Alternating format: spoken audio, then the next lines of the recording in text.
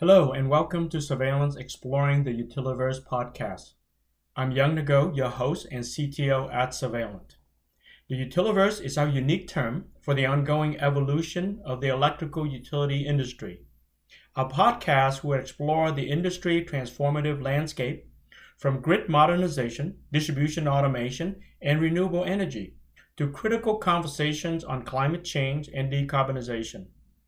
These discussions will include subject matter experts who offer diverse perspectives on what drives our industry forward.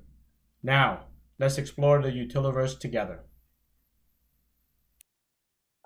Hello, Robert, and welcome to episode number 2 of Surveillance Exploring the Utiliverse podcast. How are you today? I'm doing well, Young, and thanks for having me on. Great. I am absolutely thrilled to have you join us today, especially to talk about the Sault Ste. Marie PUC project. And I believe, having certainly followed this project in some way from the beginning, it's not just any project. The conversation is the first of its kind in Canada. I believe it's a real game changer in the world of smart grid system.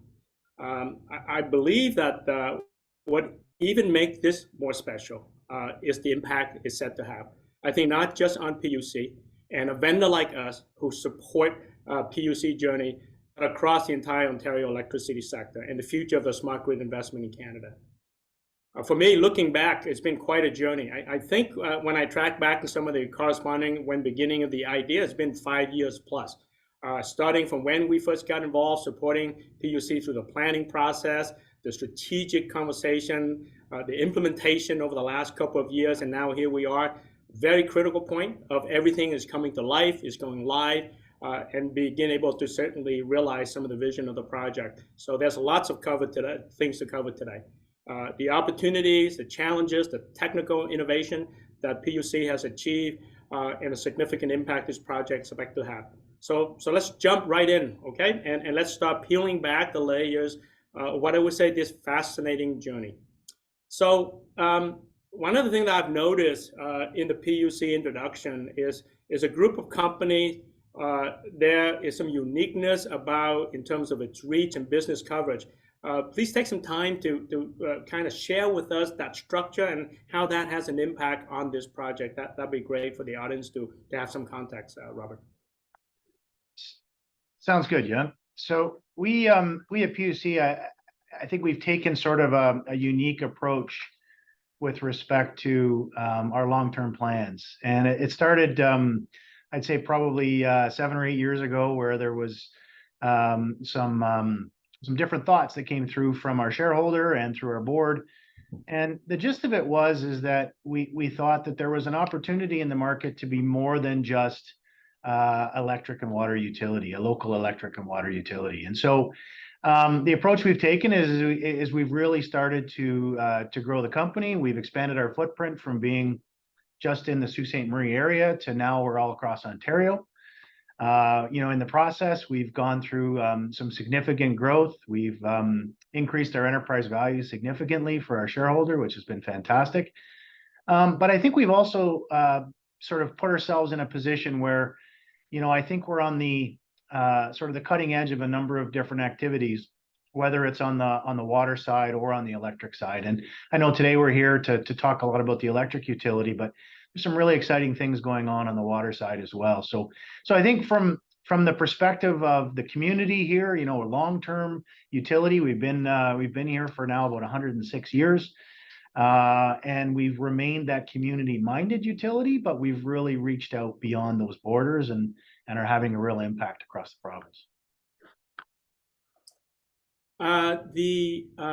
Another kind of sets of wordings that I've seen in some of the press and the statement that talks about the project, alternative energy capital of North America. I know there's lots of things going on, different type of generation, and these sets of customers that present, I think, unique opportunities for PUC also. It'd be helpful to understand some of those better because those are, I think, key drivers on the approach that you have taken to the project. Yeah, they certainly are. So this area here in Sault Ste. Marie is really unique in that we've got significant hydroelectric, we've got significant wind. Within our own distribution grid here, we've got over 60 megawatts of solar embedded, some large scale, majority of it large, some small as well. We've got cogen plants and natural gas plants, and it's a really sort of a unique spot that we've got all of these different generation technologies that are present here in this small geographic area. And so I think what's happened is we've had to learn how to adapt to being able to integrate all of those resources and utilize all those resources. And things like, connecting 60 megawatts of solar into a distribution grid that peaks at 120, that's a significant component to our distribution supply. And it's, of course, fluctuating. And so, learning how to do that, I think, has been a unique challenge for PUC, but it's really been an opportunity for the community to showcase all of those different alternative energy sources that are available here. And certainly council has called themselves the alternative energy capital of Canada. And I don't think there's another community like this. So it's probably an accurate term. Yeah, so to follow up on context, for the audience, I'm going to cite some statistics that I have, in my research that give kind of the perspective on the different loads and peak loads that you just talked about. My understanding is that you have like 70 megawatts of cogen, right, and 7 megawatt of battery storage, and 272 round numbers of wind generation. Lake Superior Power natural gas plant, and 203 megawatts of hydroelectrics. Really, that diversity of mix, and I think the coining the name of alternative energy capital is not at all unreasonable when you compare this mix, the diversity, whether it's from renewables relative to the peak load of the utility, right? Yeah, agreed. And I think what it's allowed for here is it's sort of that that small petri dish that shows the rest of the province how to make all of these things work together. And certainly things like, the SSG project and how we've sort of pioneered that approach as well are just in tune with what we've had to do over the last number of years in order to facilitate all of those connections. So it's an exciting place to be. I mean, when you see all of those different energy sources and trying to figure out how they connect and how they supply our distribution system. And as you mentioned, the large amount of size, like over half of our distribution network at times is supplied through solar, which, in relatively short period of time can be turned completely off, right? And so, you've got some significant systems that you have to have in place that allow you to manage that. And so I think what we've done is been able to showcase some of those things for the rest of the province. And certainly that's an exciting thing for our community. Yeah, you mentioned the SSC project. Maybe that's a topic for another conversation, but I read some of the news around that. Quite exciting in terms of size and scale, and you emphasize around connecting and working with the communities, right, to leverage these projects and bring it to the forefront. So important to get the buy-in, right, and the support and the endorsement, in order to realize some of these significant investment. Yeah, I think it's absolutely critical. I mean, we've been very fortunate here that we're owned by the municipality, and the municipal shareholder has been really supportive of a lot of the things that PUC has done. In fact, all of the things that PUC has done in terms of moving this forward. And so, I think things like the Smart Grid project or SSG don't happen without a shareholder who says, what, we want you to invest in making this happen. And they understand that there's some risk capital at the start in order to get things put in place. And so they've been incredibly supportive, and it is a crucial piece to it. But now that it's been established, I think now it's a part of our approach now is to take what we've done, what we've seen, what we're seeing in results, and to start to push that out and share it. And again, our municipality is in favor of helping other communities try to to put themselves on a more sustainable path as well. And so I think definitely a supportive shareholder is a key piece to the puzzle. And I think that's one of the reasons why you see PUC where it is. Great, great segue now. Let's focus the next phase of the conversation around why you're looking to take this transformation. I think focus around some of the justification for the project. I believe what's driving this is some of the energy saving you're looking at, some reliability, some growth in demand, which we kind of talk about, customer satisfaction. So number of touch points on why certainly the project is so important in the vision of your community, the city, and investment, both at the federal and the provincial level. Yeah, so when we look at it, I think we're like every other LDC where we look out at our network and we say, wow, you know what, we'd love to modernize our grid, but look at the dollars it's going to cost to do it, right? And so that was us, 10 years ago when the concept sort of was initiated. It was, we've got some significant investments that we know we need to make into our infrastructure here. But how do we do that in a way that doesn't result in, our customers' bills doubling, and having a significant impact on that? And so the approach here was to get creative, right? And I think that's what you've seen in this project is yes, we're going to put some modernization into the grid. We're going to, change our distribution management system. We're going to have a better customer-facing OMS. We're going to put automation in places to allow for increased reliability. We're going to do some significant replacement of infrastructure in stations. I think we rehabilitated 4 stations as part of this project.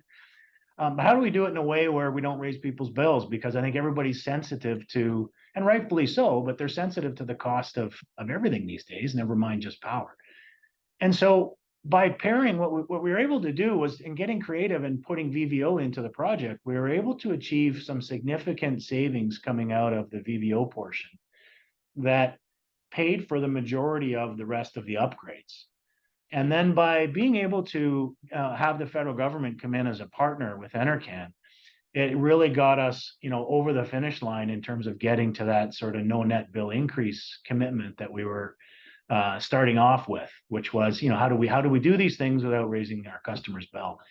And so, by combining all the technologies, by getting creative, by leveraging the investment that the federal government made, we were able to modernize our grid, rehabilitate 1/3 of our distribution stations, increase customer reliability, see some significant provincial carbon savings as a result of the energy savings here in Sault Ste. Marie, and to do that all without increasing the bill. I mean, how fantastic is that? So I think that's really the key piece to it is how do you get creative, get innovative, put these things together, and come out with an outcome that really achieves, a lot of those important pieces that the members of your community want to see. Right. I've seen in a number of your presentation about the project and how you are in some way very specific about defining what does smart grid mean for PUC. And I think that's an important point for context here. Every utility will be at different stage of their journey, right? And their business objective, their leadership, their vision, and ultimately certainly the funding or the organizational capability to execute and deliver. I mean, it's not for the faint of heart when you go out and ask for money or funding, right, at that scale and go and execute. So I believe you were very clear, in some of the wording that you've used here and in your presentation around what it really means and focusing around your customers, right? The satisfaction and not realizing certainly any increase in their bill in order to support this activity. Yeah, I think that was a key for our board and our shareholder. Certainly as a utility, we're sensitive to the fact that, we've got, hundreds of millions of dollars of replacement value of assets that are coming of age quickly, and we need to do some significant things. And so by being able to do a large portion of it with this project, and this was a $34 million project, by being able to leverage that, and to be able to, get some funding, to be able to see that very, very significant energy savings. Like when you can take 2.7% off of everybody's energy consumption, and then reemploy those dollars into the upgrading of the grid, then you end up with a very significant project that allows us to do a lot of the things we need to do to get an ADMS in place, to get an OMS in place, to have self-healing automation into our distribution system to help increase reliability, to be able to do all of that without really having to ask our customers to dig into their pockets, I think has been a real achievement. And this is the model, right? We've now shown that that energy savings is real. We've seen it in our initial data that will hit the 2.7% and then some. And so I think what we're seeing here is that this model works, and this is something that other communities can now try to leverage as well. I think let me just take a brief moment to reflect on this project and the scope of activities you have. You may be aware, south of the border in the US, right, billions of dollars are going through the whole smart grid funding, the GRIP program.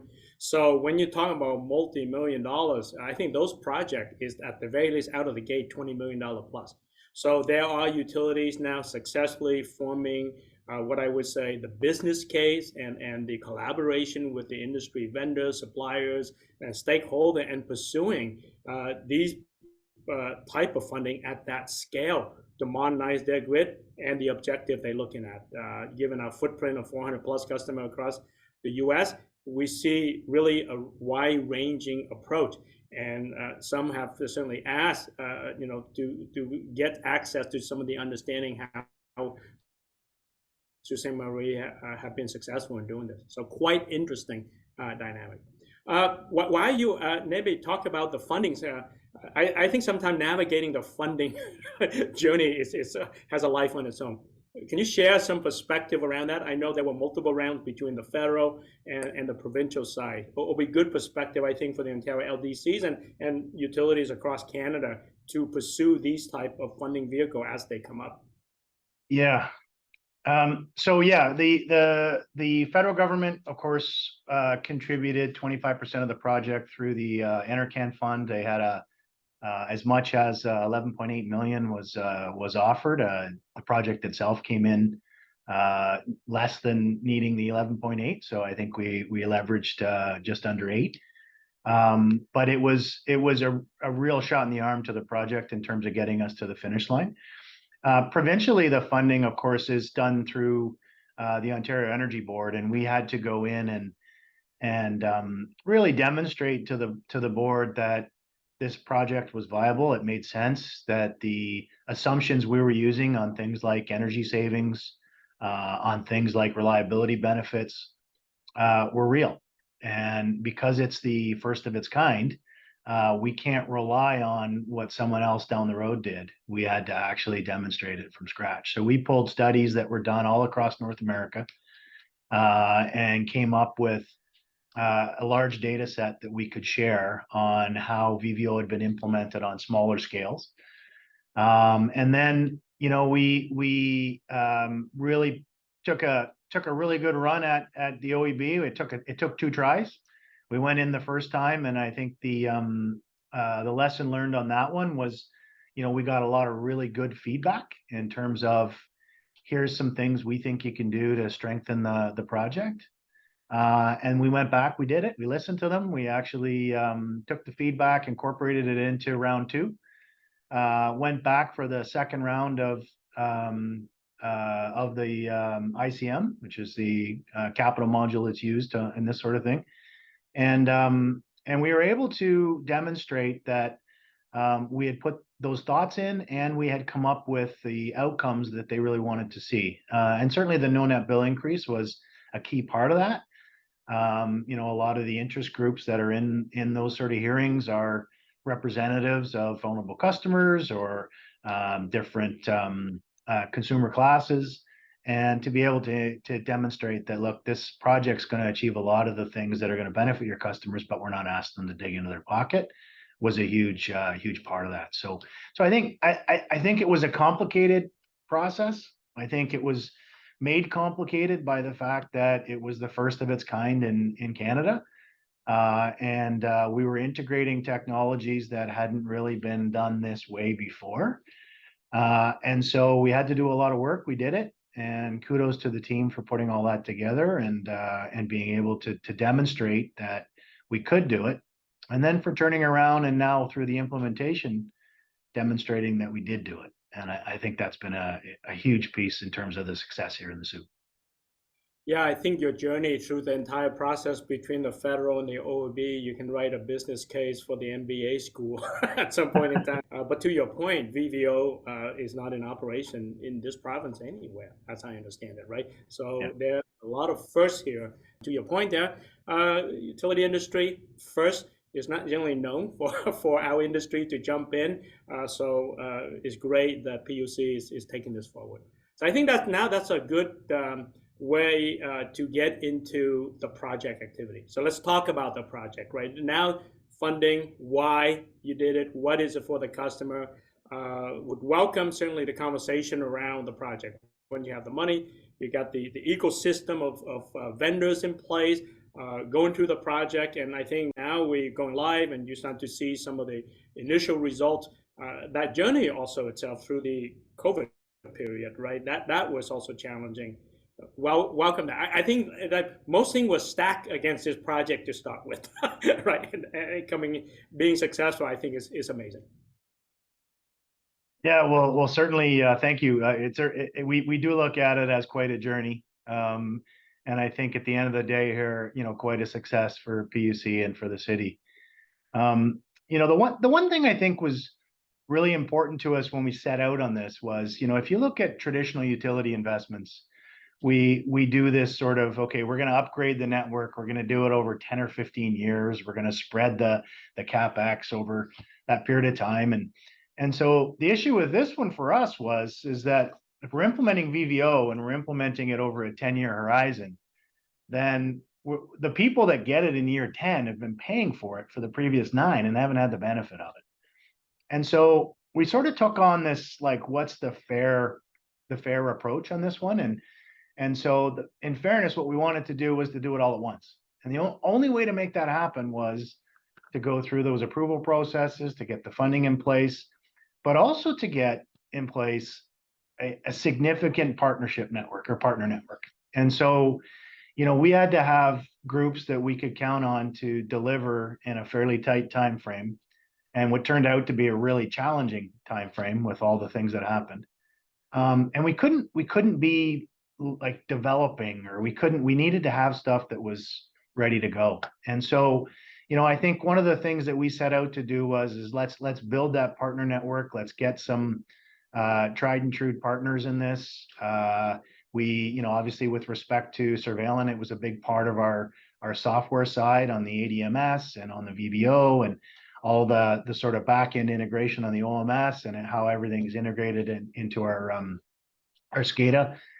And then on an EPC front, finding Black & Veatch, which was experienced in doing some of these things across North America and was able to bring and leverage some of that experience into the project. Then we could set forth with sort of some known commodities that we knew could execute on what we needed to get done, and to do it in a time frame that was fair with respect to our customers and to the funding model. And of course, COVID threw a few wrenches into that. You see some cost escalations coming out of COVID.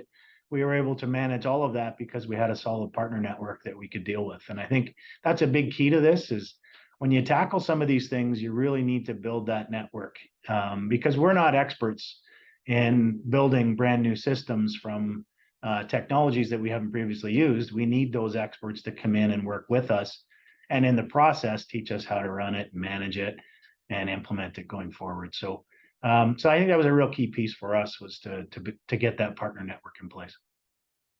Can you touch on the PUC organization? I assume this is right from the start, right? The vision, the leadership, the city, the funding. Oh my, now we ask for it right now. How are we going to go? But internally, what kind of change management? I think people must be excited to see this investment going into the utility, into the network model, to your point, the infrastructure, the upgrade, so that the system is prepared, for the next several decades of disruption.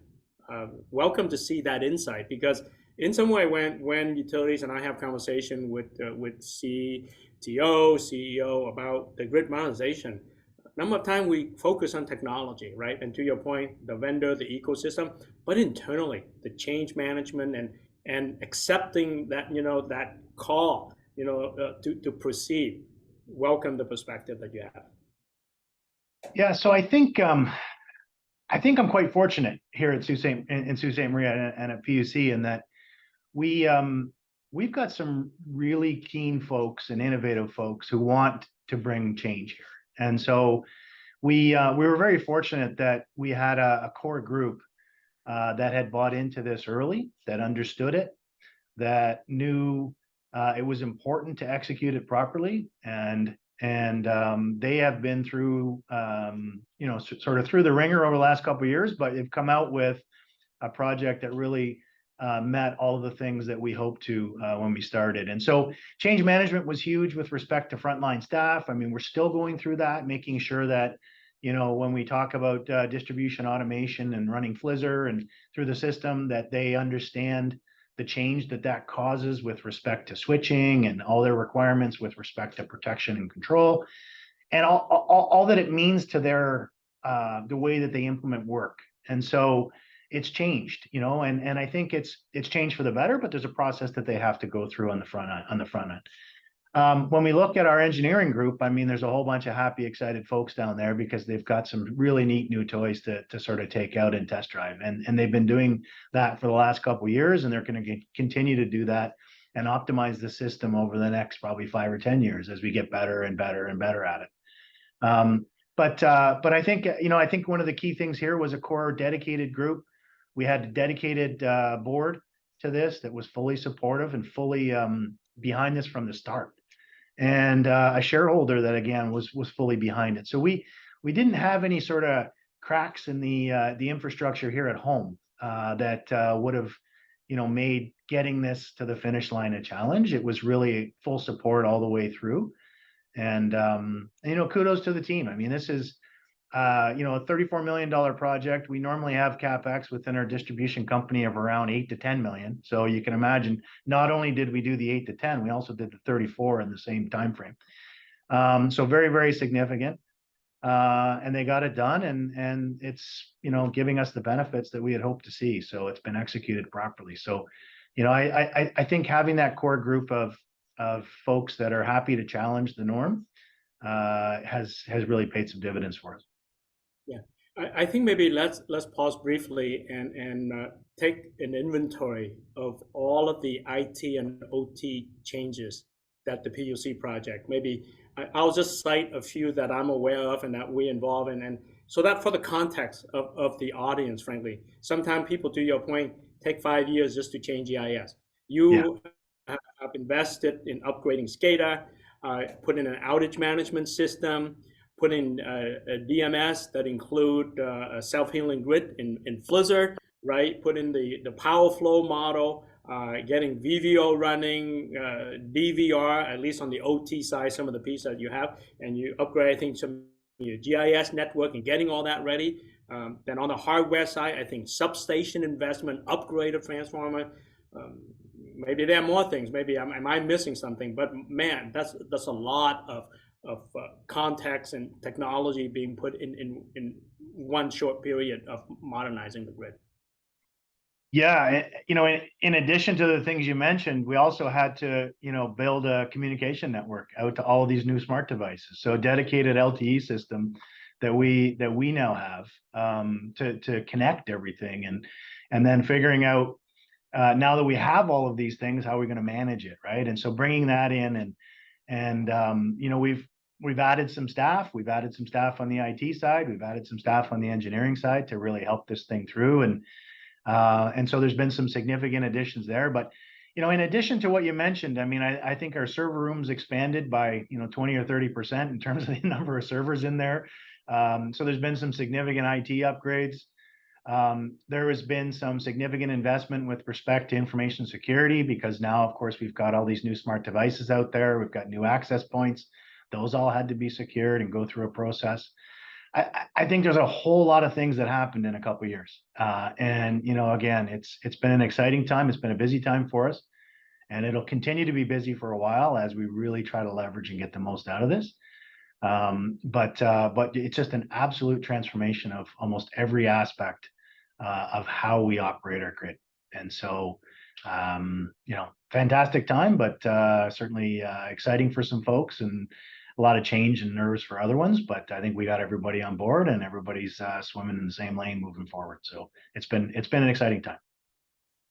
Great. I think maybe perhaps we can move into some closing thoughts here. So you had a very important visitor recently, right? Probably going by and check to see how the investment of the funding is working, and maybe you can share some perspective around what advice, how the check signer, and we're providing, about moving forward. And I read the press release, very exciting, and the encouragement words, but also some of your closing thoughts to share with whether utility peers in the province, just distribution utility in general, but also the stakeholders, right? Regulators, please welcome to share, your opinion and thoughts on that, simply to help move the process, the opportunity, and enabling these kind of projects going forward.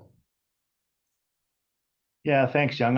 I'll start with the visit. It was, I assume you're talking about the Prime Minister and not the kids we had here that day, because that was Take Your Kid to Work Day, which was also a pretty exciting day, I'll tell you. But yeah, certainly. Hey, that's the newer generation, right? They will run the grid someday, so maybe they will remember when they're ready to to join the utility. But yes, the Prime Minister. Yeah, for sure. So we had outreach from the Prime Minister's office that they were interested in coming to visit PUC to look at all the exciting things that were going on as part of the project, and some other things we were doing. And it happened to coincide with Take Your Kid to Work Day, so we had about 85 kids in the building when the Prime Minister was here. And he, credit to him, I mean, he was in the building here for close to 3 hours. He took almost an hour of that to go around and meet every kid and every employee and get a picture with them, and to have a chat with them. And it was, I think that says a lot about him as a person, that he would feel that was important, because these are things that he probably sees every day, but our employees, our kids, we don't see a Prime Minister very often, and so this is probably a once in a lifetime thing, and he's now made some significant memories here. So I think it speaks to what I was saying earlier about this being a model.